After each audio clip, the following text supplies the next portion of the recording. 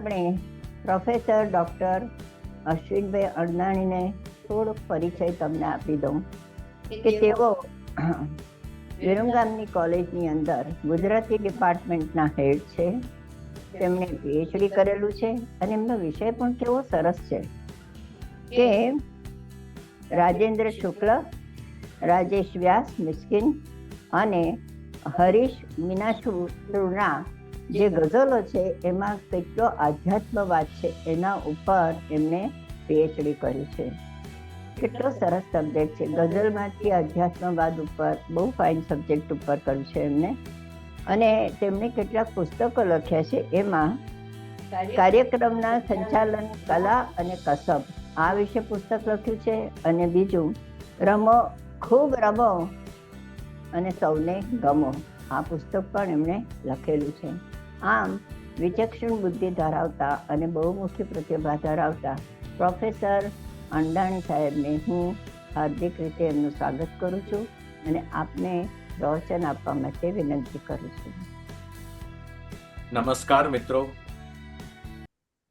ગુજરાતી સાહિત્ય ફોરમના આ 210મા એપિસોડમાં કોકિલાબેન, અલકાબેન, રિંકીબેન અને ઝૂમ મિટિંગમાં જોડાયેલા તેમજ યુટ્યુબ લાઈવ સ્ટ્રીમિંગથી અમારી સાથે જોડાયેલા સૌનું સ્વાગત કરું છું.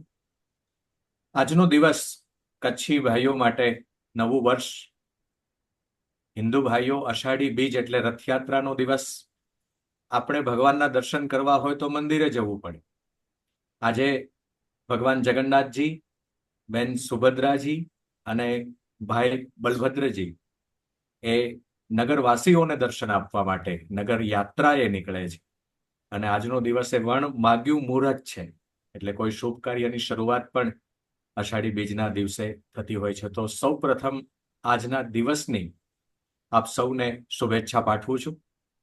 ગુજરાતી સાહિત્ય ફોરમે મને આપ સૌ સાથે જોડાવાની તક આપી એ બદલ એડવાન્સમાં એમનો આભાર માની લઉં છું. સભા સંચાલન એ મારો જૂનો શોખ છે. હું 82 સુધી ઉનામાં ભણેલો, મારા વતનમાં. 82 થી 84 અમદાવાદ સ્વામિનારાયણ ગુરુકુલ મેમનગરમાં અભ્યાસ કરતો હતો.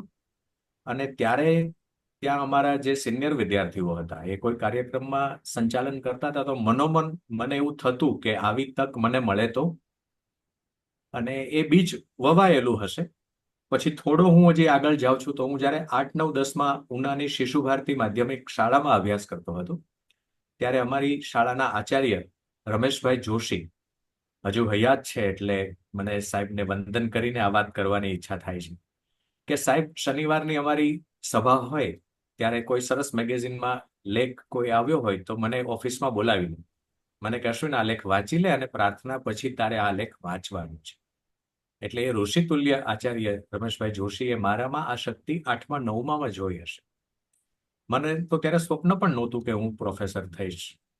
મેં 11 સાયન્સ પણ કરેલું, પણ પછી 12માંથી આર્ટ્સ કરીને હું ઝેવિયર્સ કોલેજમાંથી BA થયો.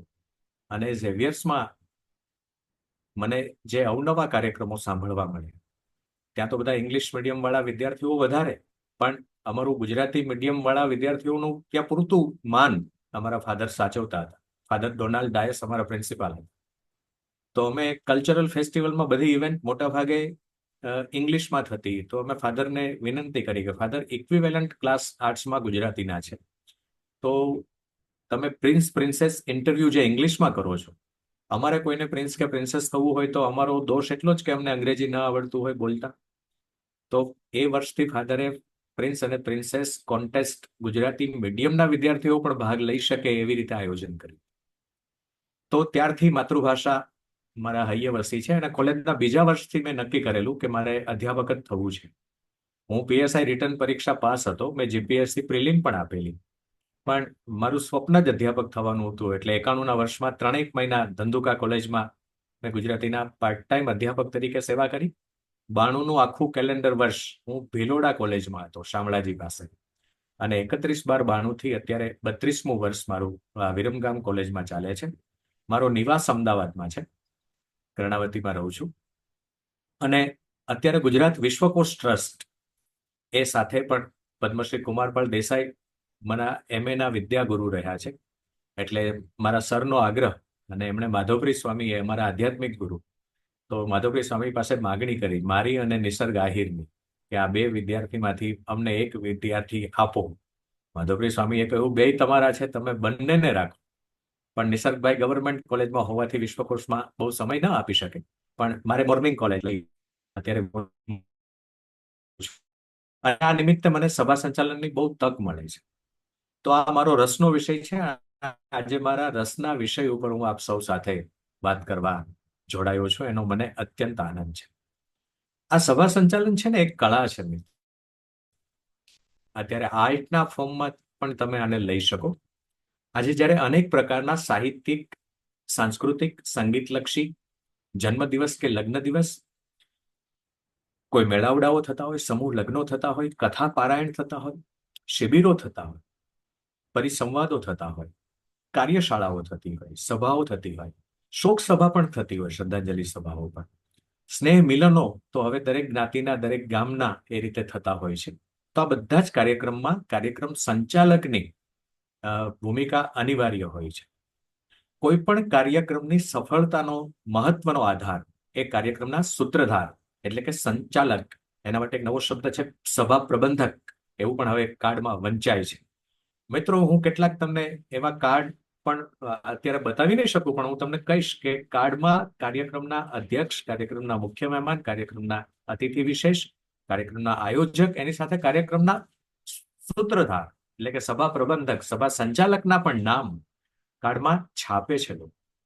જેમ કે હું ભણતો ત્યારે તુષાર શુક્લનું ક્યાંય સંચાલન હોય તો હું સાંભળવા જાઉં, કોઈ સભાનું ભદ્રાયુ વચરાજાની સભા સંચાલન કરતા હોય કે કોઈ સભામાં એ વક્તા તરીકે પણ હોય, તો મને એમાં જવું ગમે જ ગમે. મેં ખૂબ કાર્યક્રમો સાંભળ્યા છે. ઉત્તમ વક્તા થવા માટે ઉત્તમ શ્રોતા બનવું એ અનિવાર્ય છે.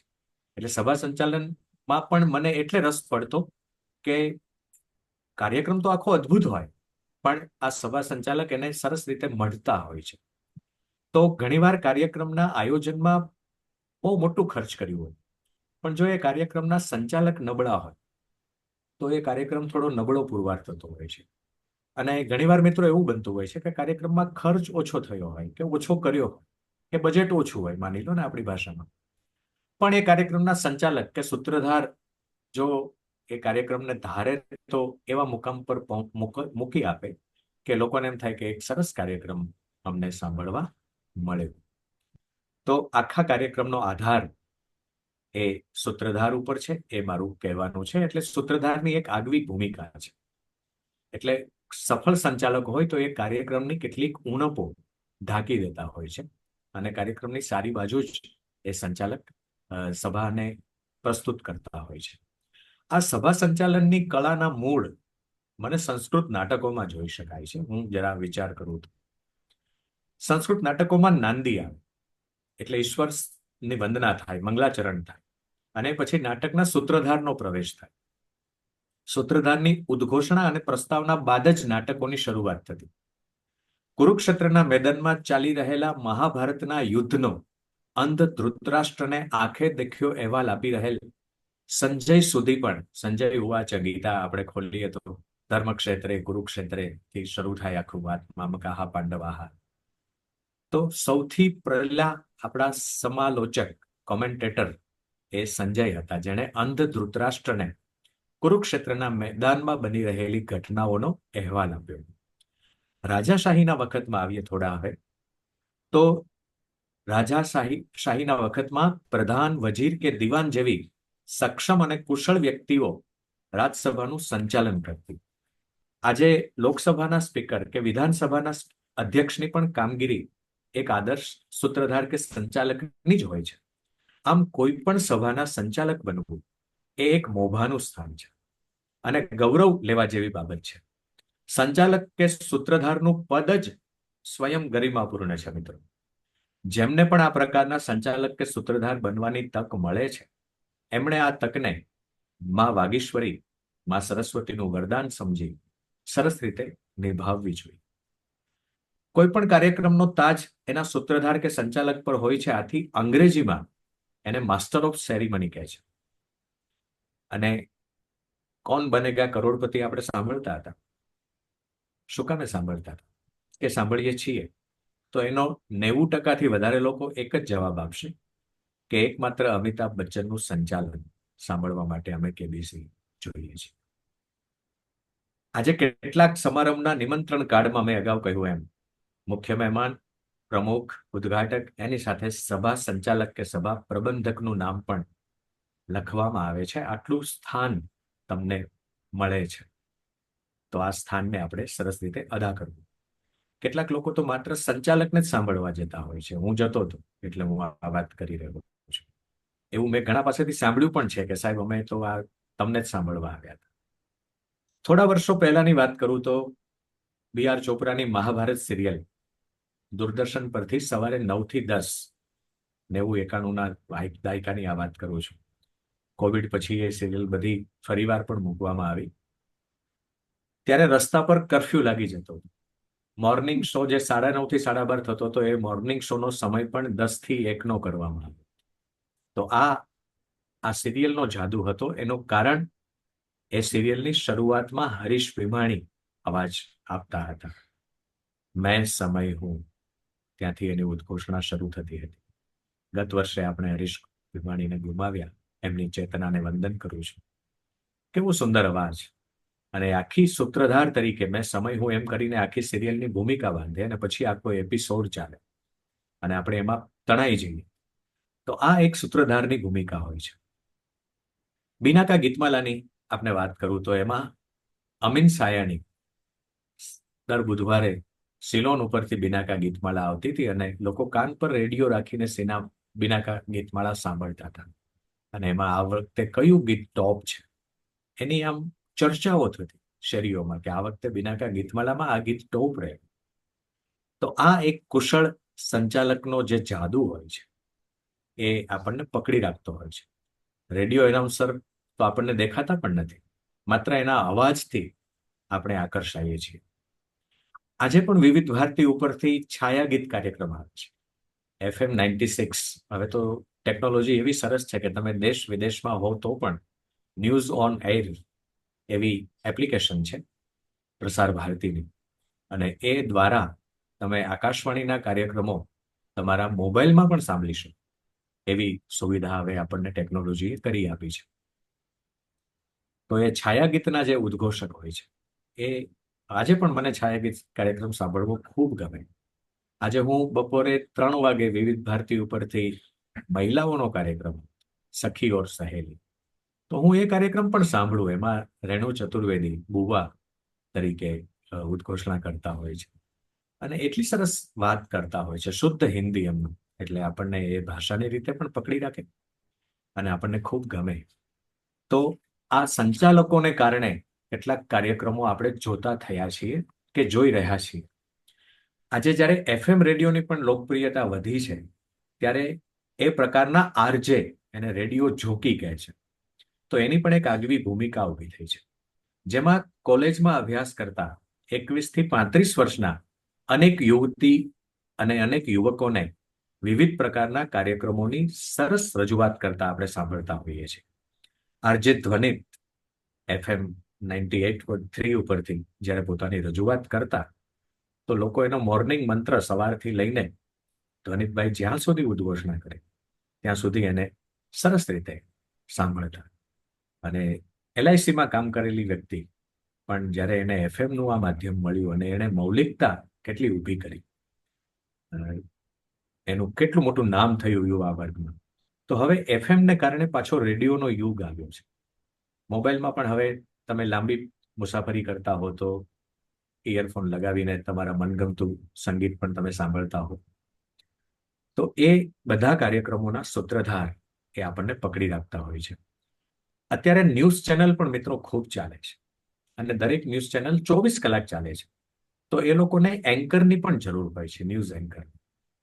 એ ન્યૂઝ એન્કરમાં પણ યુવક યુવતીઓ જેની ભાષા શુદ્ધ હોય, જેનામાં થોડી મૌલિકતા હોય, જેનામાં પ્રશ્નો પૂછી શકવાની અને પ્રશ્નો જાણી શકવાની થોડી કુશળતા હોય, એવા યુવક યુવતીઓ આ ન્યૂઝના રિપોર્ટર તરીકે પણ તાલુકા કક્ષાના રિપોર્ટર હોય છે.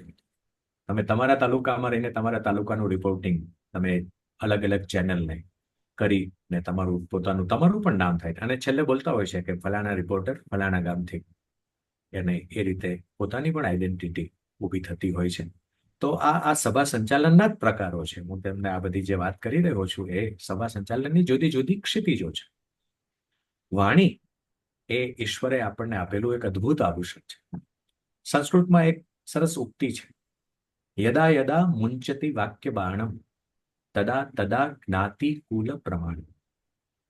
મારી આણંદાણી સરનેમ છે એટલે તમે વિચાર કરતા હશો કે સાહેબ સિંધી હશે, સાહેબ લોહાણા હશે, ઠક્કર હશે. હું તો સૌરાષ્ટ્રનો શુદ્ધ લેવા પટેલ છું. મારો જસ્ટ પરિચય એ રીતે આપી રહ્યો છું. પણ જ્યારે તમે બોલો છો ત્યારે તમારી કોઈ જ્ઞાતિની નોંધ લેતું નથી. ત્યારે તમે જે જ્ઞાતિના છો કે તમારી જ્ઞાતિના જે સંસ્કાર છે એ તમે અન્ય સામે પ્રસ્તુત કરતા હો છો. તમે તમારી જાતિ અને કુળનું પ્રમાણ આપતા હો છો. તો શિક્ષક તરીકે તો હું બ્રાહ્મણ જ છું. ભણવું ભણાવવું એ બ્રાહ્મણનું કર્મ છે. આપણે ત્યાં વર્ણ વ્યવસ્થા કર્મને આધારે હતી અને એ ઉત્તમ હતી. અત્યારનો સમય એ એટિકેટ્સનો છે. ઇંગ્લિશમાં એક સરસ ઉક્તિ છે, ફર્સ્ટ ડ્રેસ ધેન એડ્રેસ. જ્યાં સુધી હું બોલતો ન હોઉં ત્યાં સુધી ચોક્કસ તમે મારા કપડાં જુઓ છો, મારા ડ્રેસને જુઓ છો. પણ જ્યારે હું બોલવાનું શરૂ કરું છું ત્યારે તમે મારી આંખમાં આંખ પરોવીને મને સાંભળવાની કોશિશ કરો છો. એટલે વાણી જો તમારી શુદ્ધ હશે, પ્રભાવક હશે, તો તમારા કપડાનું પછી કોઈ મહત્વ રહેતું નથી. એક નૂર આદમી 100 નૂર કપડા. આપણે માણસની કિંમત એક ગણીએ તો 100 નૂર કપડા અને 1000 નૂર ભાષા. જ્યારે તમારી ભાષા પ્રભાવક હશે તો પછી તમારા વસ્ત્રો ગૌણ બની જાય છે. પણ હું આગળ વાત પણ કરવાનો છું સભા સંચાલકે કેવા વસ્ત્રો પણ પહેરવા જોઈએ, કારણ કે મેં 250 થી 300 પ્રોફેશનલ કાર્યક્રમ કર્યા છે અને એના અનુભવના નિચોડ રૂપે સભા સંચાલન કળા અને કસબ એવું મારું પ્રથમ પુસ્તક હતું. એ પછી મેં સભા સંચાલન અને વક્તૃત્વ કલા એ એક ચેપ્ટર ઉમેરીને અને એની 3 આવૃત્તિ થઈ છે, 1000 કોપી, અને લોકો પ્રેમથી વાંચે છે. અને મને કહેતા આનંદ થશે કે આ પુસ્તક જે કોઈ એન્કરિંગ કરતું હોય, સભા સંચાલન કરતું હોય અને કોઈના ઘરમાં જુએ તો પછી પોતે પોતાની થેલીમાં મૂકી દે અને પછી ઘરે જઈને ફોન કરે છે કે પેલું પુસ્તક તમે શોધતા નહીં, હું લઈ આવ્યો છું, હું વાંચીને તમને પાછું આપીશ. તો એક પુસ્તક રેડી રેકનર જેવું પણ કામ કરી શકે, કારણ કે એમાં મારી બધી પ્રેક્ટિકલ વાતો છે. તો આપણું આગવું વ્યક્તિત્વ એ આ ઉદ્ઘોષકની ભૂમિકા દ્વારા નિખરે છે. હું ગુજરાતીનો અધ્યાપક છું. મેં કોલેજમાં NSS પણ સંભાળ્યું છે, રાષ્ટ્રીય સેવા યોજના, નેશનલ સર્વિસ સ્કીમ. તો એ નેશનલ સર્વિસ સ્કીમના પણ સ્ટેટ લેવલના, નેશનલ લેવલના શિબિર થાય. તો એમાં પણ મને આ સંચાલકની ભૂમિકા મળી. મેં રાષ્ટ્રપતિ ભવનમાં એન્કરિંગ કર્યું છે. હું NSSના માધ્યમથી 2009માં દિલ્હીમાં જાન્યુઆરી 1 થી જાન્યુઆરી 31 એક મહિનો દિલ્હી રહ્યો છું. અને એમાં 26 જાન્યુઆરી અમારું ધ્વજવંદનનું કામ પૂરું થાય પછી 27-28 તારીખે અમારે પ્રેસિડેન્ટની વિઝિટ કરવાની હોય, પ્રાઇમ મિનિસ્ટરની વિઝિટ કરવાની હોય, વાઇસ પ્રેસિડેન્ટને મળવાનું. તો પ્રેસિડેન્ટ મેડમ સામે અમારું કલ્ચરલ પરફોર્મન્સ પણ હતું અને કલ્ચરલ પરફોર્મન્સની ઉદ્ઘોષણા કરવાની તક મને મળી. અને પછી ફોર્માલિટી ફંક્શન, થોડી ગિફ્ટ ને એવું બધું રાષ્ટ્રપતિ મેડમ, એ વખતે પ્રતિભા દેવી પાટીલ હતા, 2009ની વાત કરું છું. તો મારા આ શબ્દે મને રાષ્ટ્રપતિ ભવન સુધી પહોંચાડ્યું છે. અને મોરારી બાપુની કથા વિરમગામમાં હતી 2011માં. ત્યારે બાપુની વ્યાસપીઠ પાસે ઉભા રહીને પહેલા દિવસે અને છેલ્લા દિવસે બાપુના લાખો ચાહકો છે, તો એ વ્યાસપીઠની પાસે ઉભા રહીને પેલી ધર્મસત્તા એ મને મોરારી બાપુ છે મારા માટે, અને રાજસત્તાની રીતે કે આપણું દેશનું મોટામાં મોટું કોઈ શિખર હોય તો રાષ્ટ્રપતિ ભવન છે. તો મને મોરારી બાપુ પાસે અને રાષ્ટ્રપતિ ભવનમાં ઉદ્ઘોષણા કરવા મળી છે, એને હું મારા જીવનનું સદભાગ્ય સમજુ છું. મારો શબ્દ મને ત્યાં લઈ ગયો છે.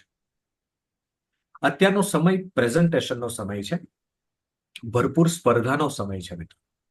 એટલે ઉદ્ઘોષકે ખૂબ જ સજ્જ થવું જોઈએ. તો ઉદ્ઘોષકે શું ધ્યાન રાખવું જોઈએ? તો પહેલું ધ્યાન રાખવું જોઈએ ઉચ્ચારણ. સ્પષ્ટ ઉચ્ચારણ એ ઉત્તમ સભા સંચાલકનું અનિવાર્ય લક્ષણ છે. સ અને શ, ચ અને છ, વિવિધ પ્રકારના જોડાક્ષરો, એનું સ્પષ્ટ ઉચ્ચારણ થવું જોઈએ. ઉદ્ઘોષણા કોઈ પણ કાર્યક્રમની શરૂઆત પ્રાર્થનાથી થતી હોય તો ઘણા લોકો પ્રાર્થના હ ઉપર રેફ છે, એ રેફ નથી બોલતા, પ્રાર્થના જ બોલે છે. તો એ ઉત્તમ ઉદ્ઘોષક માટે એ નકાર છે. ઘણા વક્તૃત્વ શબ્દને વચ્ચેનું તો બોલતા જ નથી, વકૃત્વ બોલે. તો વકૃત્વ એટલે તો વાંકાપણું થાય, વક્ર એટલે વાંકું.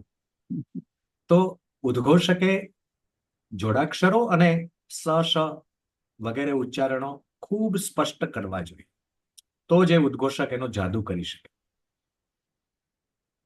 મહત્વ એમાં ડબલ ત છે, પશ્ચાતાપ એમાં ડબલ ત છે. તો આવા શબ્દોનું સ્પષ્ટ ઉચ્ચારણ કરવું એ ઉદ્ઘોષક માટે અનિવાર્ય છે, તો જ તમારો પ્રભાવ પડશે. બાકી જો તમે આ બધા શબ્દોના ઉચ્ચારણ કરવામાં ગલત થશો તો તમારો જાદુ તમે નહીં કરી શકો. રજૂઆત કેવી રીતે કરવી જોઈએ? સ્પષ્ટ ઉચ્ચારણની સાથોસાથ ઉદ્ઘોષક કે સંચાલક સફળ અને અસરકારક રજૂઆત અને અભિવ્યક્તિનો બેતાજ બાદશાહ હોવો છે. સંચાલક માટે પ્રસંગને અનુરૂપ અવાજ કાઢવાની પણ વિશેષ આવડત જરૂરી હોય છે. પ્રસંગ ગંભીર હોય તો રજૂઆતની શૈલી ગંભીર પ્રકારની રાખવી જોઈએ. શબ્દોના યોગ્ય આરોહ અવરોહ અને સ્વરભારની ઉદ્ઘોષકને બરાબર સમજ હોવી જોઈએ. કયા અક્ષર કે શબ્દ પર કેટલું વજન આપી કેવો જાદુ કરી શકાય છે, એ કુશળ સંચાલકે બરાબર સમજી અને જાણી લેવું જોઈએ. આ પ્રકારની સજ્જતા વધારવા માટે વધુમાં વધુ કાર્યક્રમોની રજૂઆત સાંભળી એનું ધ્યાનથી નિરીક્ષણ કરવું જોઈએ અને કયા સંચાલકની રજૂઆત ક્યાં મેદાન મારી ગઈ એ નોંધી લેવું જોઈએ અને એનો તમારે પ્રયોગ કરવો જોઈએ. શબ્દો અને વાક્યો બોલવાની ઝડપ બહુ વધારે પણ નહીં અને બહુ ઓછી પણ નહીં તેવી સપ્રમાણ હોવી જોઈએ. જે ઉદ્ઘોષકની બોલવાની ઝડપ પ્રમાણમાં ઓછી હોય તે ગંભીર પ્રકારના કાર્યક્રમોનું સરસ સંચાલન કરી શકે. મંચ સંચાલકે માઇક્રોફોનથી કેટલા નજીક રહેવું અને કેટલા દૂર રહેવું એ પણ શીખી લેવું જોઈએ. માઇક્રોફોનની વધુ નજીક રહેવાથી અવાજ મોટો અને સ્પષ્ટ સંભળાય છે. ઘણીવાર બહુ નજીક રહો તો અસ્પષ્ટ પણ થઈ જાય. તો માઇક્રોફોનથી વધારે દૂર રહેશો તો અવાજ તમારો ધીમો થઈ જશે. એટલે જ્યારે તમે ટેસ્ટિંગ કરો ત્યારે તમારે એક ચોક્કસ ડિસ્ટન્સ માઇક્રોફોનથી નક્કી કરી લેવાનું. પછી તમે જ્યારે સેટિંગ કરાવો ત્યારે એમાં બાઝ BASS અને ટ્રિબલ TREBLE એવું સેટિંગ હોય છે. તો એ બાઝ કે ટ્રિબલ વધારી કે ઓછા કરીને તમે તમારા અવાજનો જે ફ્લો છે, ઓડિયન્સને એ અવાજ કેવી રીતે સંભળાશે, તમને પણ સંભળાતો જ હોય છે. તો તમે એમાં એવું લાગો કે તમે શાર્પ કરો તો થોડું શાર્પ પણ થાય, તમને એમ લાગે કે થોડું બાઝ વધારો તો એનું બાઝ પણ વધી શકે. તો આ બધી ટેકનિકલ બાબતોથી પણ સંચાલક સજ્જ હોવા જોઈએ. હવે સંચાલક પાસે બહુ અપેક્ષા આયોજકોની એવી હોય કે એને સરસ મજાની સ્ક્રિપ્ટ તૈયાર કરવાની હોય છે. સભા સંચાલક પાસેથી આ સ્ક્રિપ્ટ જો સરસ રીતે આયોજકો જોવે તો આયોજકોને એમ થાય કે વાહ, અમારો કાર્યક્રમ સરસ થશે. કાર્યક્રમને અનુરૂપ જે જવાબદારીઓ બનતી હોય તેની યોગ્ય વહેંચણી કરી આયોજનને આખરી ઓપ મળતો હોય છે આ સ્ક્રિપ્ટ દ્વારા. આ જવાબદારીઓમાં દીપ પ્રાગટ્ય વખતે સ્ટેજ પરના પંખાની સ્વિચ કોણ બંધ કરશે અને પછી કોણ ચાલુ કરશે એ પણ જવાબદારી માઇક્રો પ્લાનિંગ જેને કહીએ એ આપણે કરી નાખવું જોઈએ. કે ભાઈ દીપ પ્રાગટ્ય થશે ત્યારે એક જણને એક જ કામ સોંપવાનું કે ભાઈ આ દીપ પ્રાગટ્યની જ્યારે ઉદ્ઘોષણા થાય ત્યારે આ દીપ ઉપર જે 2 પંખા ફરે છે એ 2 પંખાની સ્વિચ 2 મિનિટ માટે બંધ કરજો. પછી દીવો પૂરો પ્રગટી જાય, થોડો સમય રાખવો હોય તો રાખવાનો, ત્યારે એને ખસેડી લેવાનો અને પછી પંખા ચાલુ કરી દેવા. તો આવી પણ જવાબદારી જેને માઇક્રો પ્લાનિંગ કહેવાય એ પણ કરવાનું હોય છે સંચાલક. કાર્યક્રમની સંપૂર્ણ ગરિમા અને ભવ્યતાનો એક ચોક્કસ અંદાજ આ સ્ક્રિપ્ટ ઉપરથી આવી જાય છે. અને આ સ્ક્રિપ્ટ તમે એકવાર આયોજકને બતાવી દો, હું પ્રોફેશનલ એન્કરિંગની વાત કરી રહ્યો છું, તો આયોજકોને એમ થાય કે વાહ, મારો કાર્યક્રમ સરસ થશે. હવે મોટાભાગના કાર્યક્રમનું જ્યારે આપણે સ્ક્રિપ્ટ રાઇટિંગ કરવાનું હોય તો તમે આ મુદ્દા પણ લખી શકો મારી સાથે, તો તમને ઉપયોગી થશે. પહેલી મીટિંગ થાય આયોજકો સાથે ત્યારે પેન્સિલથી કેટલીક વાતો એમાં લખવી, કારણ કે એમાં ઘણા સુધારા વધારા આવશે. અને એમાં છેલ્લે આખરી ઓફ મુખ્ય સંચાલક કે કાર્યક્રમના જે મુખ્ય સૂત્રધાર, એનાઉન્સર સિવાયના કાર્યક્રમના અધ્યક્ષ, જેના હાથમાં આખી કાર્યક્રમની જવાબદારી છે, એને પૂછીને તમે આખરી ફેરફાર કરી શકો. પહેલો મુદ્દો સ્ક્રિપ્ટ રાઇટિંગમાં પ્રસ્તાવના, કે જેને હું પ્રારંભિક ઉદ્ઘોષણા કહું છું.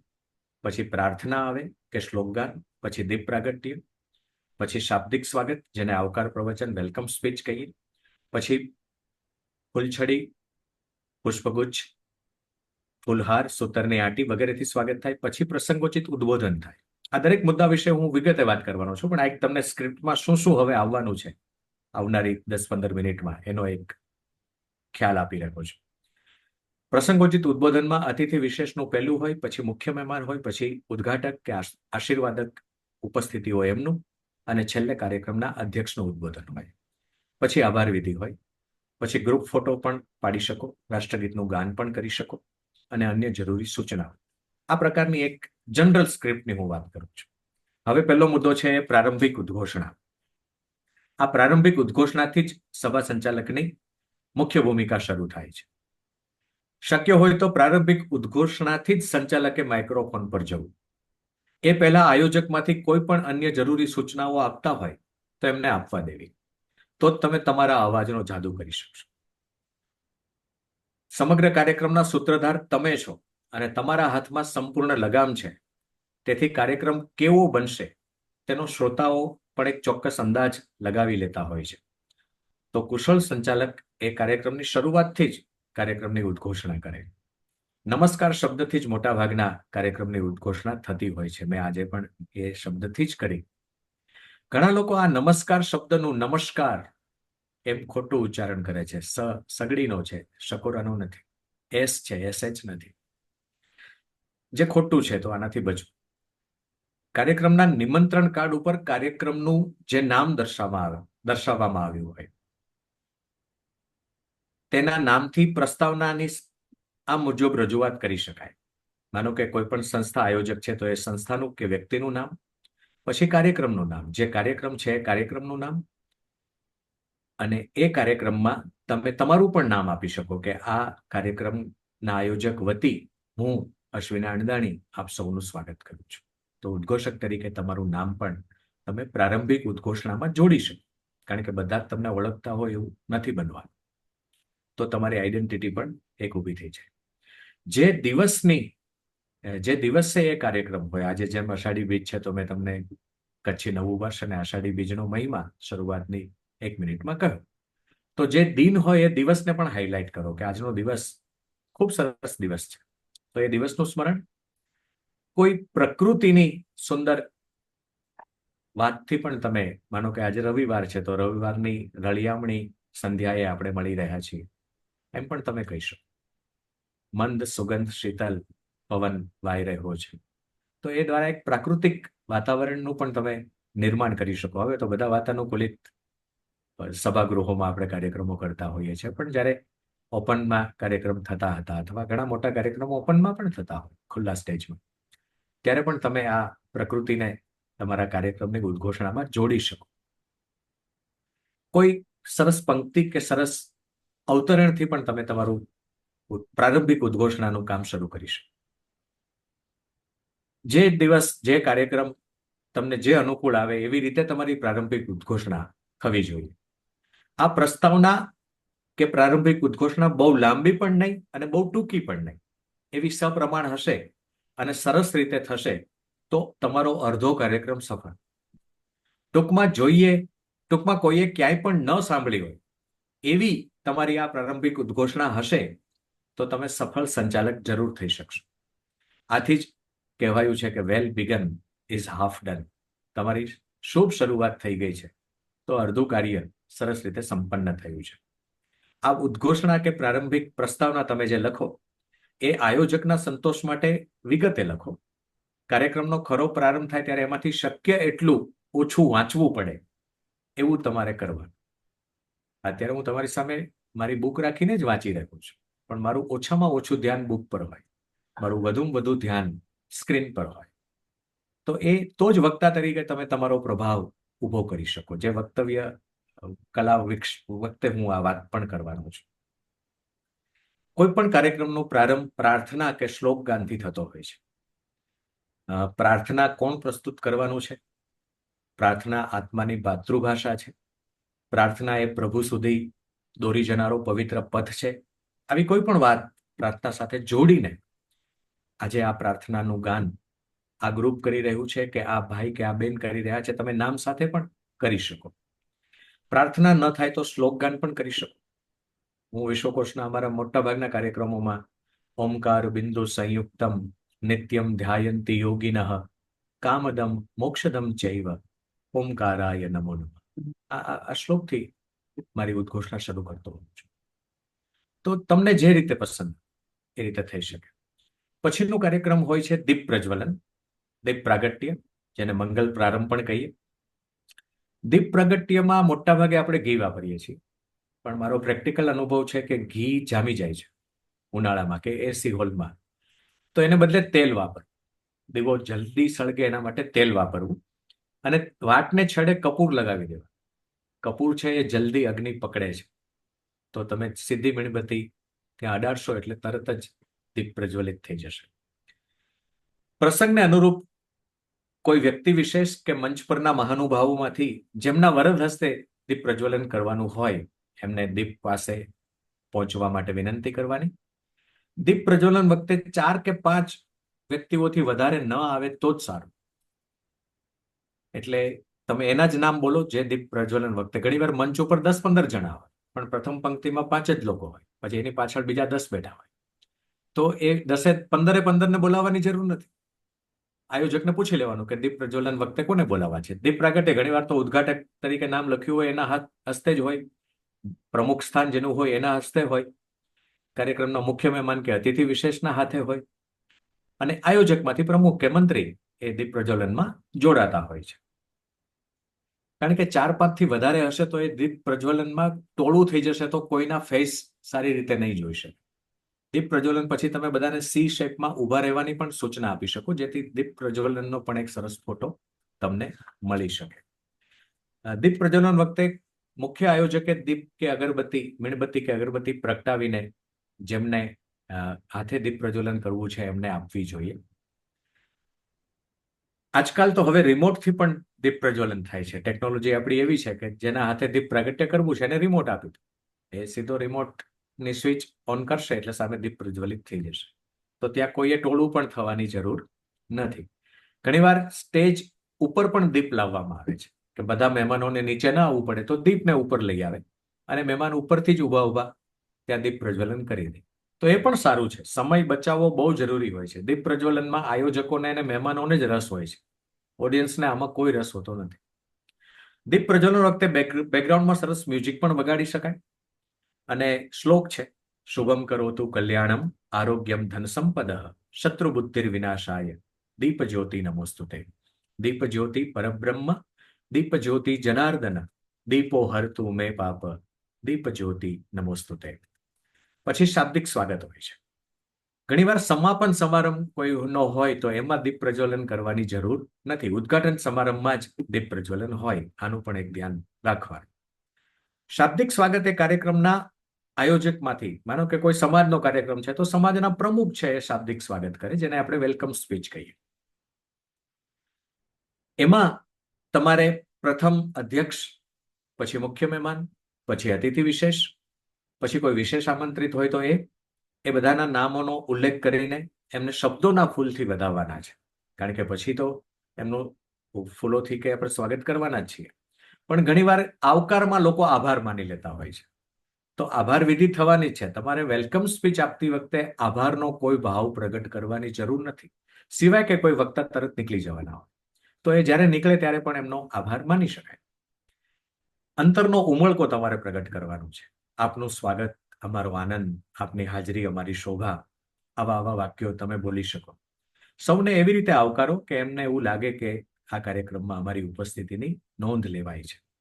હવે સ્વાગત કેટલી રીતે થઈ શકે? તો પુષ્પગુચ્છથી થાય, ગ્રંથ પુષ્પથી થાય, બુકેથી અને બુકથી પણ થાય, ફૂલહારથી પણ થાય, સૂતરની આટી સૂત્રમાલાથી પણ થાય.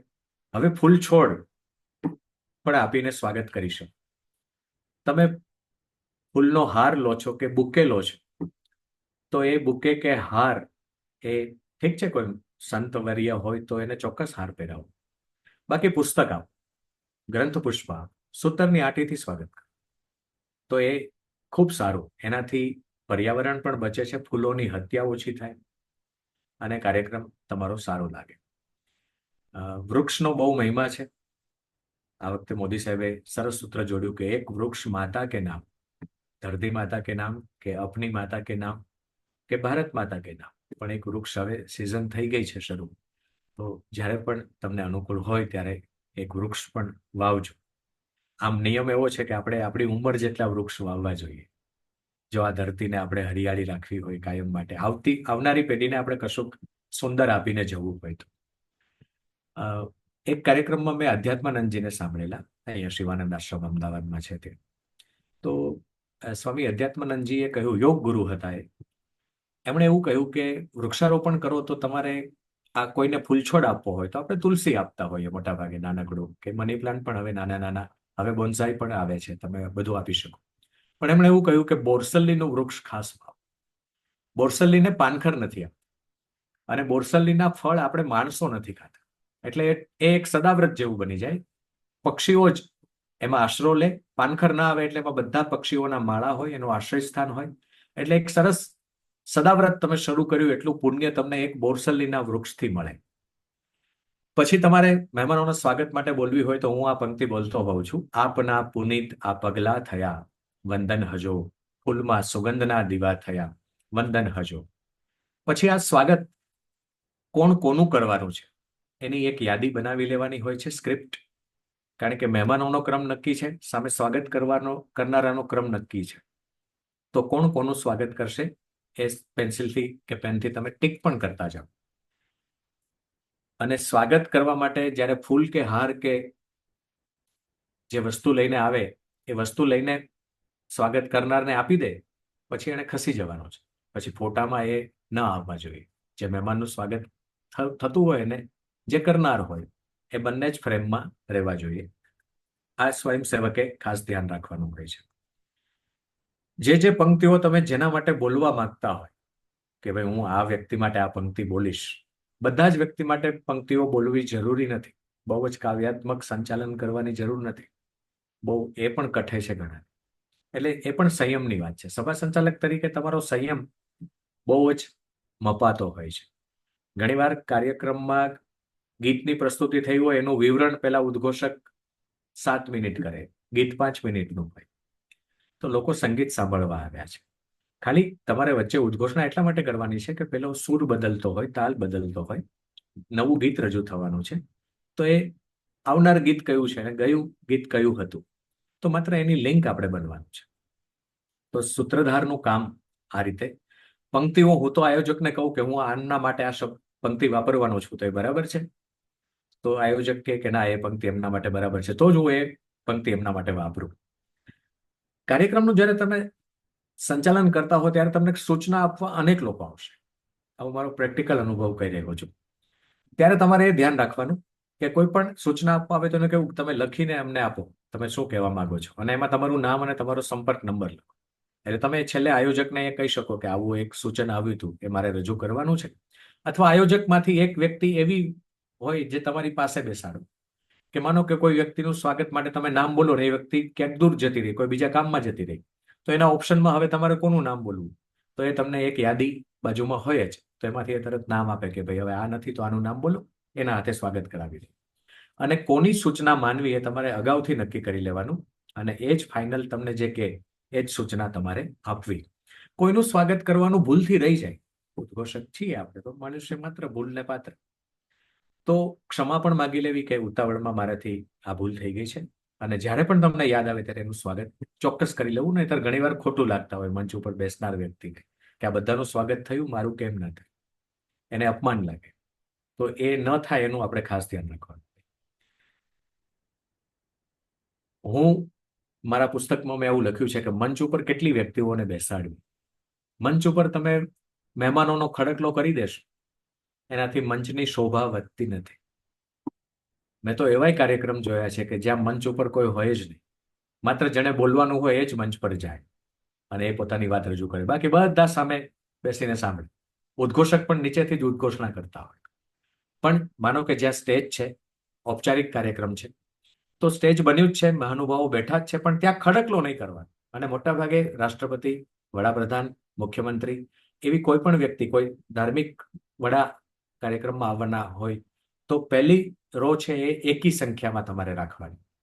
એટલે માનો કે તમે 9 ખુરશી રાખો કે 7 ખુરશી રાખો કે 5 રાખો, તો મુખ્ય જે અધ્યક્ષ છે એની બાજુમાં 5 જણા હોય તો એની બે બાજુ 2 લોકો બેઠા હોય, 7 જણા હોય તો એની બે બાજુ 3 લોકો બેઠા હોય. તો એ પ્રમાણે તમે સિટિંગ એરેન્જમેન્ટ, તમારે રાષ્ટ્રપતિ કે રાજ્યપાલ આવતા હોય તો તમારે સિટિંગ એરેન્જમેન્ટ પણ આપવી પડે, એનો મિનિટ ટુ મિનિટ કાર્યક્રમ પણ આપવો પડે. તો આ બધું ધ્યાન રાખવાનું હોય છે. પ્રસંગોચિત ઉદ્બોધન પછી કરવાનું હોય છે. સ્વાગતમાં મેં કહ્યું એમ પહેલા અધ્યક્ષનું સ્વાગત થાય, પછી મુખ્ય મહેમાનનું થાય, પછી અતિથિ વિશેષનું થાય. હવે ઉદ્બોધન વખતે અતિથિ વિશેષ તો 3-4 જણા, એ 3-4 પાસે બોલાવવું જરૂરી નથી હોતું, પણ એમ કહેવાનું કે અતિથિ વિશેષમાંથી કોને હું બોલવા માટે કહું, તો એ આપણે આયોજક સાથે નક્કી કરીને એમને જ બોલાવવાના. પછી મુખ્ય મહેમાનનું ઉદ્બોધન થાય, પછી અધ્યક્ષનું ઉદ્બોધન થાય. માનો કે કોઈ કાર્યક્રમમાં જાણીતા આપણી ધાર્મિક વ્યક્તિઓ છે, તો એ વ્યક્તિઓ માધુપુરી સ્વામી હોય, મોરારી બાપુ હોય, પૂજ્ય ભાઈશ્રી હોય, સચ્ચિદાનંદજી હોય, કનકેશ્વરી દેવી હોય, વિદિતાત્માનંદજી હોય, પૂજ્ય ધર્મબંધુજી હોય કે સ્વામી શ્રી તદ્રુપાનંદજી, આવી અનેક વ્યક્તિઓ આપણી ધાર્મિક વડા તરીકે.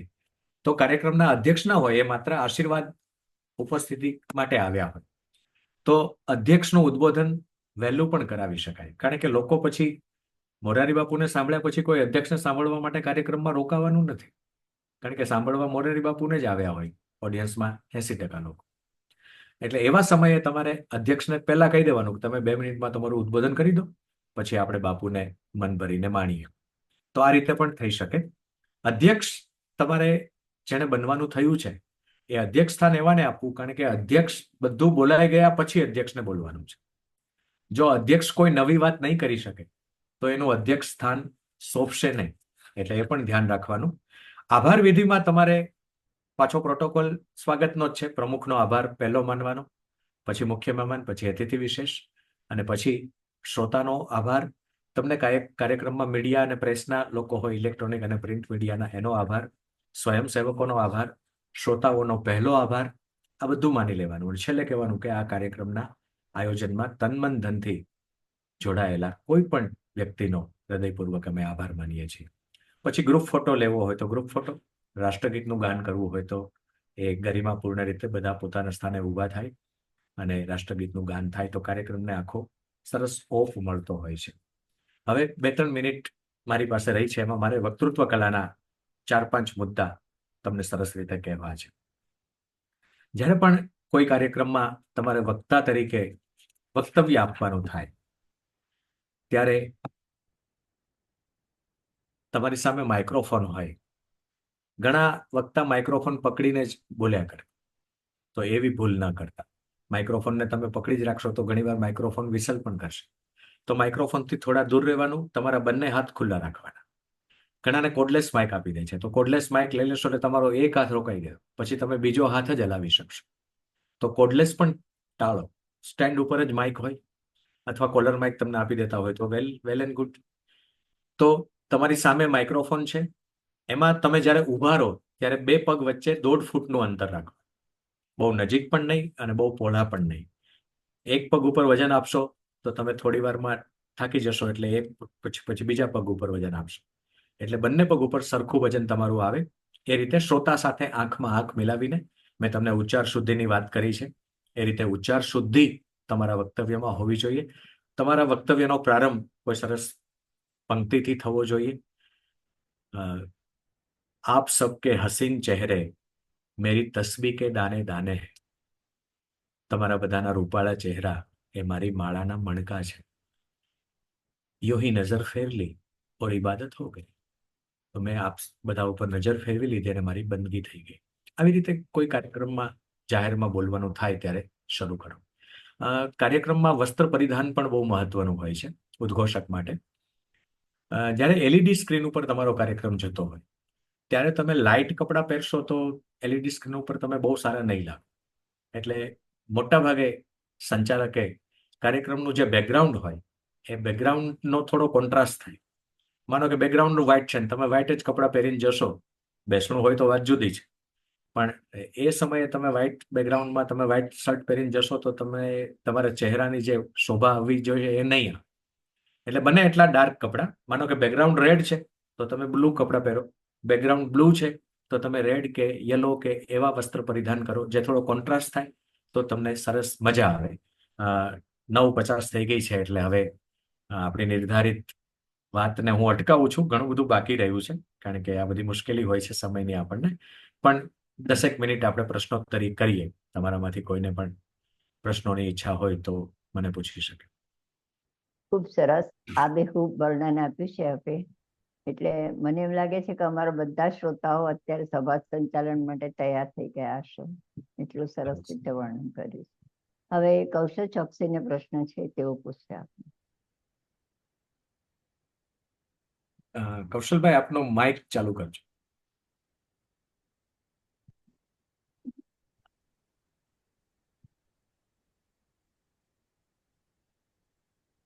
હવે સંભળાય છે? હા, થોડો અવાજ લાઉડ કરજો. હા, સેજ આપનો અવાજ. હા, બરાબર બોલો. સંભળાય છે? હવે બરાબર સંભળાય છે ને? હા, હવે સંભળાય છે. હા. તો નમસ્કાર. નમસ્તે. તમે ઘણું બધું સરસ ઇતિહાસમાંથી પણ તમે સૂત્રધાર અને સંસ્કૃતનું તમે ઘણું બધું સરસ કવરેજ કર્યું. તો મારો એમાં એક તો તમારું આ જે વક્તૃત્વ છે મને પેલું મારું બાળપણ યાદ આવી ગયું જ્યારે હું શીઘ્ર વક્તૃત્વ સ્પર્ધામાં જી. ભાગ લેતો હતો. રાઈટ. હવે એક આપણે જો હિસ્ટ્રી જોઈએ થોડી, એટલે મારે એમાં બે વસ્તુ તમને કહેવી હતી કે યુઝ ઓફ રેટરિક, જે રેટરિક જે આપણે કહે છે, રાઈટ, અને હ્યુમર, એ બંને આપણે એનો સૂત્રધાર તરીકે એનો રોલ શું. હવે જે રેટરિક વર્ડ આવ્યો આપણે ગ્રીકમાંથી, કે જે લોકો સિરેક્યુઝમાંથી ડેમોક્રેસીને જે ચાલે થયું એમાંથી રેટરિક શબ્દ આવ્યો ફોર માસ્ટર ઓફ સેરેમનીઝ માટે, કે ત્યારે તો ઓરલી બધું કહેવાતું હતું, રાઈટ. હવે એ બંને આજે આપણે આગળ લાવીએ અને આપણે જે જનસભા જે છે, પોલિટિકલ કેમ્પેન્સ છે, જી. રાઈટ, તો એના સૂત્રધાર રેટરિક અને હ્યુમરનો કેટલો એના ઉપર આધાર લઈ શકે અને કેવી રીતે રૂમ જોઈને, સભા જોઈને એડજસ્ટ કરી શકે. જ્યારે લાખ લોકો હોય, જ્યારે રાજકીય સભાની વાત કરો છો આપ? હા, એટલે આજે મોદી સાહેબ જે આજે જે એ મોદી સાહેબ જે સૂત્રધાર તરીકે એ જે નાની નાની વસ્તુઓ બી નોટ કરી અને જે રેટરિક અને હ્યુમર બંને ભેગા કરે છે, એનો રોલ. એટલે સ્ક્રિપ્ટની જ વાત છે. જ્યારે વક્તા તરીકે આપણે બોલવાનું હોય ત્યારે નાના નાના મુદ્દા, મોદી સાહેબ તો સ્ક્રિપ્ટ રાખતા જ નથી કારણ કે એમની મેમરી બહુ પાવરફુલ છે, એટલે મુદ્દા ગોઠવી રાખતા હોય છે. અહીંયા મેં પણ મારી વાતના મુદ્દા ગોઠવી રાખ્યા હતા. તો એક એનો ક્રમ નક્કી હોય કે તમે મનમાં આટલી વાત રાખો કે મારે આટલું તો રજૂ કરવું જ છે, અને એને સરસ રીતે જ્યાં જ્યાં સમય મળે ત્યાં તમે એને એ ક્રમમાં સરસ રીતે પ્રસ્તુત કરો. અને રાજકીય સભાઓમાં તો મોટા ભાગે પક્ષીય વાત થતી હોય, તો એ પક્ષની સિદ્ધિઓને બિરદાવવાની હોય, પક્ષના જે લક્ષ્યો હોય કે પક્ષ હવે આવનારા દિવસોમાં આ કામ કરવા વિચારી રહ્યું છે, તો એ મુદ્દાને ખાસ હાઇલાઇટ કરવા જોઈએ, જેથી આવનાર લોકોનો લોભ એ જ હોય કે આ પાર્ટી સત્તા પર આવશે તો અમને શું લાભ થશે. તો એ વસ્તુ વધારે હાઇલાઇટ થાય એ જરૂરી હોય છે. અને આપણે જે એન્શિયન્ટ ઇન્ડિયા કહીએ તો આપણે વશિષ્ઠને તમે માસ્ટર ઓફ સેરેમની કહી શકો કે બેસ્ટ માસ્ટર ઓફ સેરેમની? કોને? વશિષ્ઠ. ગુરુ વશિષ્ઠ ને? ગુરુ વશિષ્ઠ, હા, કારણ કે એ ધૃતરાષ્ટ્રના પણ સલાહકાર હતા. હા. એટલે આપણી જે પ્રાચીન વ્યવસ્થા હતી એમાં એવું હતું કે રાજસત્તાને જ્યારે પણ કઈ મુશ્કેલી લાગે તો એ ધર્મસત્તા પાસે જતી હતી. એટલે ગુરુ જ માર્ગદર્શન કરતા હતા. ત્યાં ગુરુ જ સૂત્રધાર હતા. ત્યાં ગુરુ જ એના માર્ગદર્શક રૂપે એને સલાહ આપતા હતા. જેમ કે દશરથને પુત્ર નહોતા અને એને વિચાર આવ્યો કે હવે અયોધ્યાનું રાજ કોણ સંભાળશે, અને એ વિશ્વામિત્ર પાસે ગયા. તો ઋષિનું સ્થાન આપણે ત્યાં છે જ આપણી સંસ્કૃતિમાં, અને એ તો સૂત્રધાર તરીકે ઉત્તમ છે જ. એ માર્ગદર્શક છે, મિત્ર માર્ગદર્શક અને ગુરુ, આપણે ફ્રેન્ડ ફિલોસોફર અને ગાઈડ કહીએ છીએ, એ ભૂમિકા હોય છે. અને ધર્મસત્તામાં તો જૂના સમયની રાજ્ય સત્તા ધર્મસત્તાનું પૂર્ણપણે પાલન કરતી હતી. અત્યારે હવે ધર્મસત્તા રાજ્યસત્તાને અનુસરે છે. એ આપણી આ લોકશાહીની અત્યારે મોટી ખામી છે.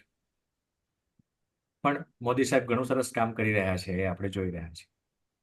Thank you. ખૂબ સરસ. હવે સુરેન્દ્રભાઈને 2 મિનિટ જોઈએ છે. સુરેન્દ્રભાઈ.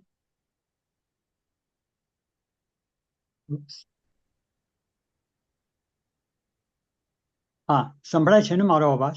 હાજી. હાજી. અશ્વિનભાઈ, તમને મુબારકબાદી. આ વિષયને તમે તમારા વક્તવ્યથી એટલો રસપૂર્ણ બનાવ્યો અને એક મુદ્દો જે રીતે તમે રજૂ કર્યો, નજર સામે બધું આવતું હતું કે જાણે કે અમે શ્રોતાઓ હવે મંચ ઉપર જવા તૈયાર થયા છીએ, અથવા તો જાણે કે મંચ ઉપર છીએ અને any minute I am going to present માય સેલ્ફ બિફોર ધી ઓડિયન્સ. એ તો જાણે કે સારું રહ્યું જ, પણ ઉપરાંત તમારા આ વક્તવ્યમાં 2-4 બાબતો વધારે ગમી. એક તો તમારી પોતાની ઉચ્ચાર શુદ્ધિ, અને એમાં પણ તમે વાત કરી નાના એટલે કે ઝીણા મુદ્દાઓની, આઈ શુડ સે ઝીણવટ ભર્યા મુદ્દાઓની, કે સ અને શ એ રીતે. અને ભદ્રાબેને એક સૂચન કર્યું ગ અને ઘ. એ બહુ સારી વાત છે. બીજું એક મેં જે નોંધ્યું કે નમસ્કાર અને નમસ્કાર, આજકાલ આ હિન્દીની અસરને લીધે, નથિંગ રોંગ વિથ હિન્દી, આપણી રાષ્ટ્રભાષા છે. મારે કહેવું શું છે, આ નમસ્કાર જે શરૂ થયું, શું કામ? ઇટ બેફલ્સ મી. એ તો એક ચીજ છે, પણ નમસ્કાર જ રાખવું જોઈએ, જે મુદ્દો તમે રજૂ કર્યો.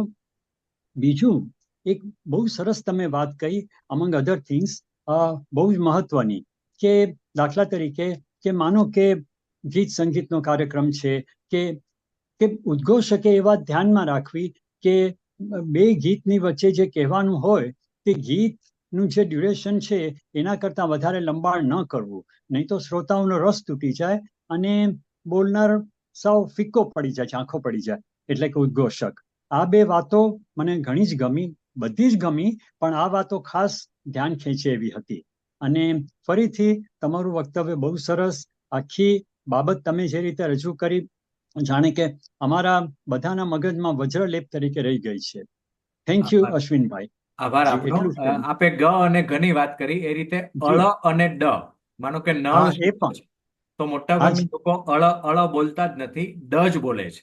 એટલે સાચી એ વાત પણ છે. ઉદ્ઘોષકે ખાસ ધ્યાન રાખવું. હા, થેન્ક યુ. એમાં હું તમને, જી, હા, બોલો, યુ બોલો. Are welcome. એમાં એક પોઈન્ટ કહું કે હા, હા. મુકેશનું એક જૂનું ગીત છે, મારા ભોળા દિલનો હાય રે શિકાર કરીને. હમ, તો હમ. એમાં આપણે ધ્યાનથી સાંભળીએ ને તો ભોળા ળ નથી, પણ જાણે કે ડ હોય ને, હા, ઘોડામાં ડચ. બોલાતો ડ, એવું લાગે છે.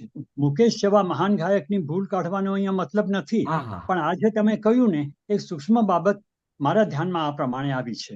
દરેકને એ રીતે લાગે કે ના લાગે, બસ હા, સાચી આટલું વાત. મારે કહેવું છે. જી, ફરીથી તમારું વક્તવ્ય ઘણું સુંદર.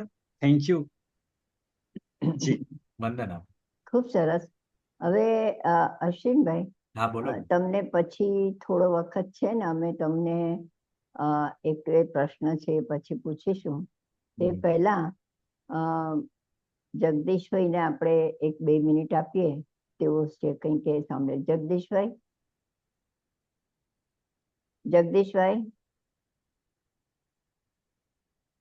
સંભળાય છે? હાજી. નમસ્કાર અશ્વિનભાઈ, નમસ્તે.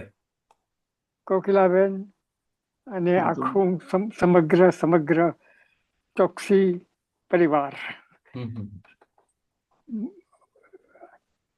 મારે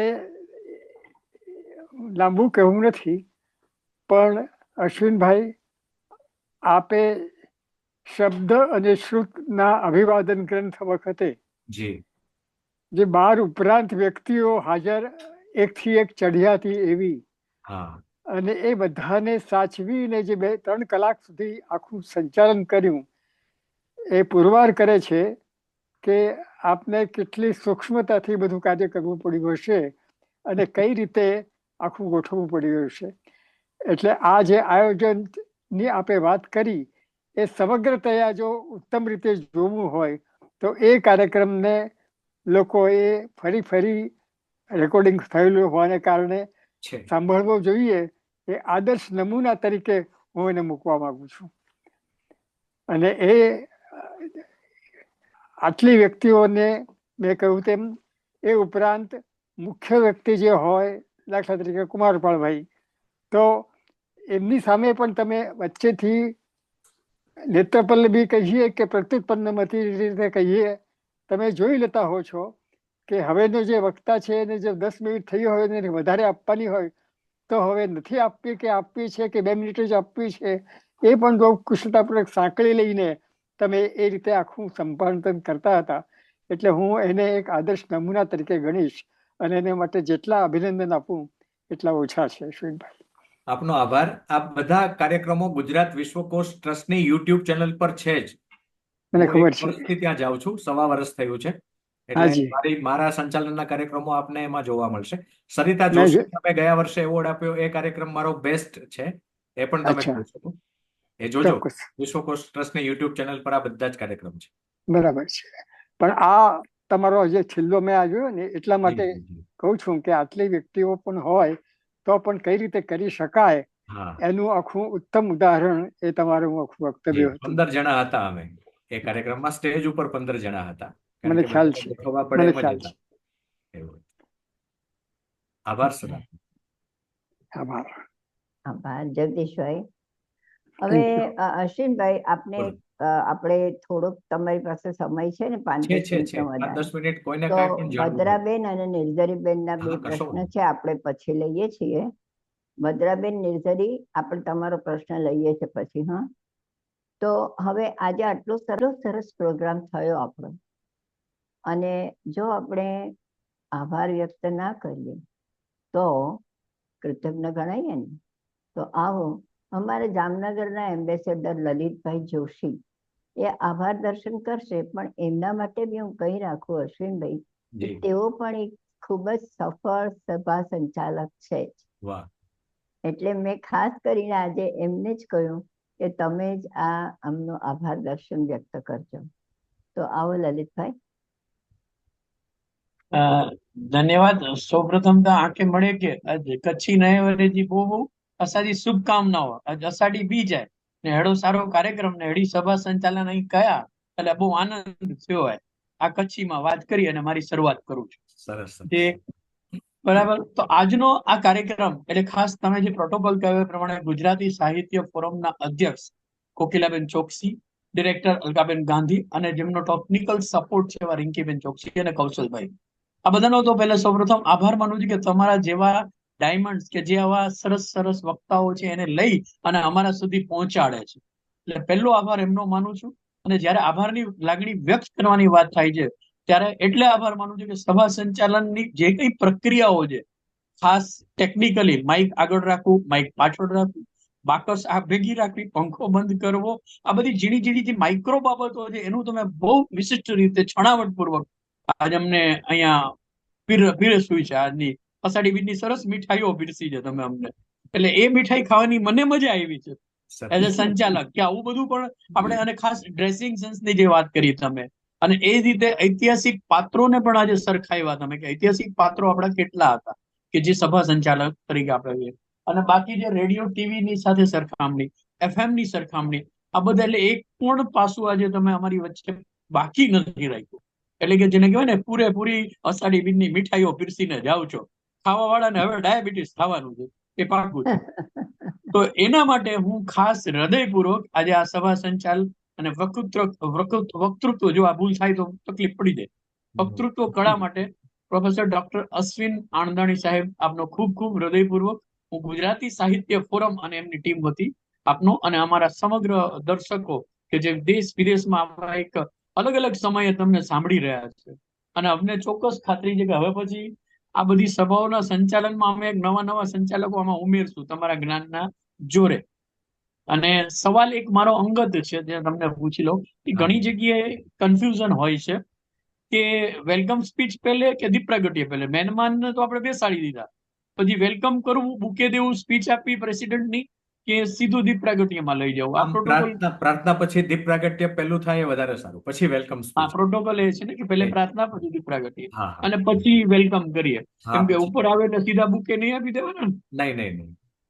ઓકે, તો ફરીથી આપનો હૃદયપૂર્વક ખૂબ ખૂબ આભાર, અને આપના જેવા વક્તાઓ અમને જે પ્રાપ્ત થયા આજે એ બદલ ખૂબ ખૂબ આભાર ફરીથી માની દઉં. ધન્યવાદ.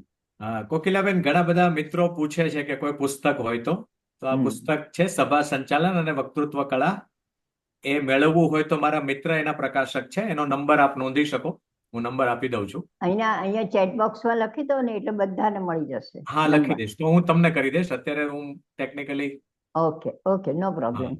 હવે સૌથી પ્રથમ ભીલ મનીષ, જી સુંદર વક્તવ્ય સર. તમારા કોઈ એ લાગે છે. અનિતા પટેલ, ઘણા શાયરી કે ગઝલથી શરૂઆત કરતા હોય, હા, એ લોકોની યાદશક્તિ જોઈને મારા જેવી વ્યક્તિ લઘુતા અનુભવે છે ત્યારે શું કરું?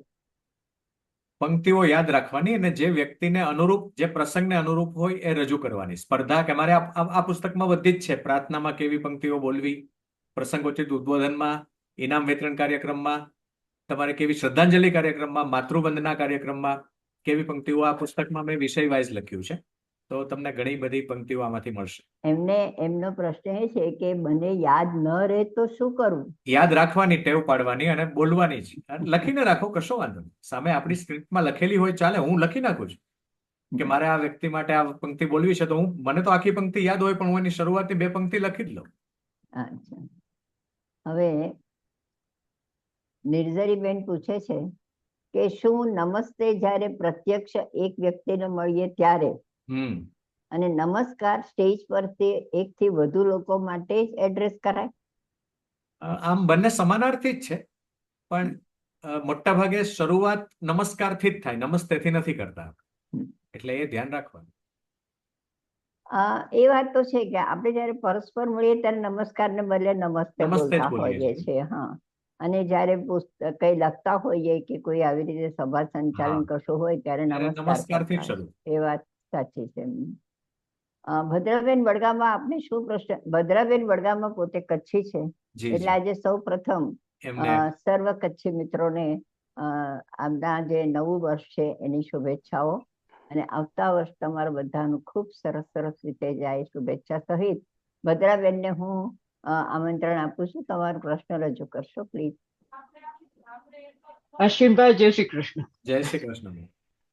પેલા મારે એ પૂછવાનું છે કે જગદીશભાઈએ તો એનો ઉલ્લેખ કર્યો હતો, પણ ઘણીવાર આપણે સભા સંચાલન કરતા હોઈએ છીએ ત્યારે 2-4 વક્તાઓ હોય છે, અને એ લોકોને સમય આપણે આપ્યો હોય તે છતાં એ બોલીએ જતા હોય, તો એમને પ્રેમથી કેવી રીતે સમયનો ખ્યાલ આપવો જોઈએ કે અટકાવવા જોઈએ, એ વાત મારે જાણવી છે. આમ તો આપણે ચિઠ્ઠી મોકલતા હોઈએ છીએ, અને બેસ્ટ વસ્તુ એ કે જે મહેમાનો હોય ને એને કાર્યક્રમનો એક ક્રમ જ આપી દો, અને એમાં સામે મિનિટ લખેલી જ હોય.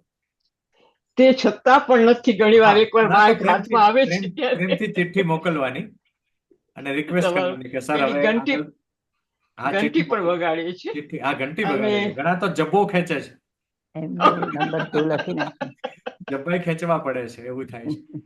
અને તમે જે એક વાત કરી ને કે તમે આપણે જે વર્ણ જાતિ આપણે જે છે, તો હું એઝ અ ભાટિયા, હું ક્ષત્રિય છું, અને આ દેશમાં લંડનમાં રહું છું, એટલે અહીં આવીને હું જ્યારે આ ગોરા લોકોને સમજાવતી હોઉં, સ્પેશિયલી એ લોકોને કાસ્ટ સિસ્ટમ જાણવી હોય, ત્યારે હું એમ કહું કે 4 જાતિ મારી અંદર સમાયેલી છે, કારણ કે હું શિક્ષિકા રહી છું, લાઇબ્રેરિયન રહી છું, એટલે મારું કર્તવ્ય બ્રાહ્મણનું છે. બિલકુલ. અને જ્યારે હું રેસિઝમ કે મારા સ્ત્રીના હક માટે લડું છું ત્યારે હું ક્ષત્રિય છું, અને જ્યારે હું ઘરનું આખું સંચાલન કરું છું ફાઇનાન્શિયલ, ત્યારે હું વૈશ્ય છું. અને જ્યારે ટોયલેટ પણ મારે સાફ કરવાની હોય છે, ઘર પણ મારે સાફ કરવાનું હોય છે, ત્યારે હું શુદ્ર થઈ જાઉં છું. એટલે 4 જ્ઞાતિઓ મારી અંદર જ છે, પણ એક મારા કર્મથી એ તમને હું સમજાવી શકું. સરસ. ના, ખૂબ સરસ. આપની જે વિભાવના છે બહુ સમજવા જેવી છે કે આપણે 4 તબક્કામાંથી પસાર થઈએ જ છીએ. એ 4 તબક્કા આપણી અંદર જ છે, કારણ કે એમણે જે કહ્યું ને સાફ કરી, તેમાં મેં એવું સમજ્યું છે કે જ્યારે બાળક નાનું હોય ત્યારે એને આપણે સાફ સફાઈ કરીએ છીએ ત્યારે હું શુદ્ર બની જાઉં છું. જ્યારે એ જ બાળક મોટું થાય છે અને એનું વિદ્યા સંપાદન કરાવું છું ત્યારે હું શિક્ષક બની જાઉં છું. ને પછી જ્યારે બાળક મોટું થઈને વેપાર વાણિજ્ય માટે જ્યારે જાય છે ત્યારે હું એનું પણ જ્ઞાન આપું છું, ત્યારે હું વણિક બની જાઉં છું. અને એ જ બાળકને જીવનના સંગ્રામમાં લડવાની શક્તિ આપું છું, ત્યારે હું ક્ષત્રિય બની જાઉં છું. અને એ કોણ કરે છે? એક માતા, માતા. એક સ્ત્રી. અમારા ચર્ચા થાય છે કે આપણી બુક્સ ઘણી બધી જો અંગ્રેજીમાં ટ્રાન્સલેટ થાય તો જેને ગુજરાતી નથી આવડતું એ અંગ્રેજી વાંચે અને ત્યારે ખબર પડે કે ગુજરાતીમાં આવું સાહિત્ય છે, એટલે મારે એ લેંગ્વેજ ભણવી પડે.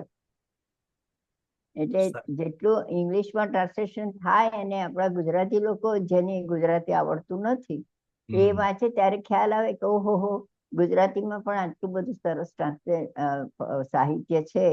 તો એ મારે એ સાહિત્યને મૂળગત રીતે જો મારે એને આનંદ માણવો હોય તો મારે એ ભાષા શીખવી પડે.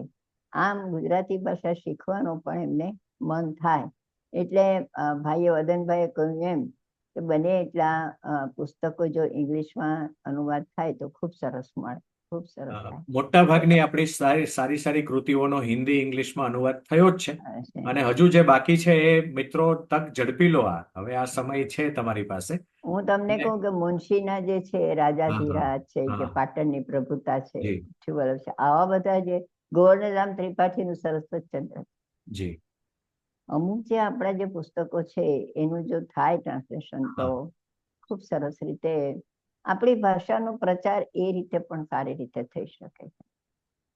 એટલે આપણું તો મુખ્ય કામ જ આ છે ને કે આપણી ભાષા એ કઈ મરવાની નથી, એ તો નક્કી વાત છે, બિલકુલ, પણ નબળી ન પડે એનું આપણે ધ્યાન રાખવાનું. ચોક્કસ. એની પુષ્ટિ જળવાઈ રહે એ જ આપણે ગુજરાતી ભાષા માટે ધ્યાન રાખવાનું. હું મારા સ્ટેટસમાં રોજ એક શબ્દ મૂકું છું. એ અજય રાવલ ગાંધીનગરના અમારા એક મિત્ર છે. એ આપણા જોડણી કોષમાંથી એક શબ્દ પસંદ કરે છે. એની શુદ્ધ જોડણી હોય, એનો અર્થ આપેલો હોય, અને હું મારા સ્ટેટસ પર રાખતો હોઉં છું. એટલે મારો નંબર છે જ, એ મારો નંબર આપ સેવ કરી લેશો, અને એ નંબર ઉપર તમારી ડિટેલ મને આપજો, એટલે હું આપનો નંબર સેવ કરી લઈશ, જેથી તમે એ જોઈ શકશો. તો આજે આપણે ખૂબ સરસ રીતે આપણો 1.25 કલાકનો પ્રોગ્રામ ખૂબ સરસ રીતે પસાર કર્યો. અને જે અમારી જે ભાવના છે, એટલે ગુજરાતી સાહિત્ય ફોરમની જે ભાવના છે કે તમે અમને 1 કલાક આપો છો, વક્તા અને શ્રોતાઓ કંઈક નવું જાણીને જ ઊભા થશો, એ ભાવનાને અનુરૂપ આજનો પણ જે એપિસોડ હતો એ નવું ઘણું જાણવા મળ્યું છે. એટલે એ માટે પણ આપણે અશ્વિનભાઈનો આભાર તો જરૂર માનીશું.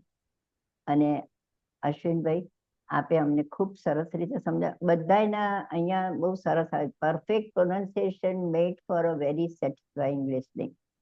ખૂબ સરસ. આજે આપણે ગુજરાત સાહિત્ય ફોરમની જે આપણી સફર છે એને અલ્પવિરામ આપીએ છીએ.